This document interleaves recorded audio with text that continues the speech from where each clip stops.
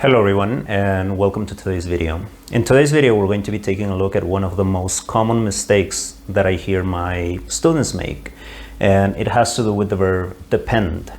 So for example, they will say something like, we might have a picnic tomorrow, but it depends of the weather.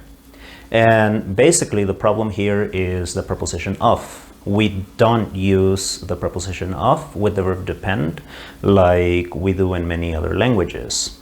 So similarly, if you say that children depend of their parents for food, money, and other things, the sentence is incorrect.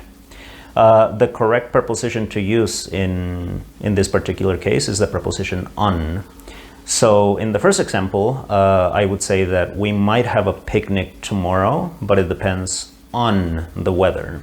And in the second example, children depend on their parents for food, money, and other things. So depend on. Now, prepositions can be really difficult to use correctly when you are learning a new language, but one strategy you can use to make fewer mistakes is if a preposition is associated with a particular verb, such as this case, try to memorize the verb and the preposition together. So instead of simply memorizing the definition of the verb, yes, do that, but also memorize that the expression is depend on, and it's always going to be depend on.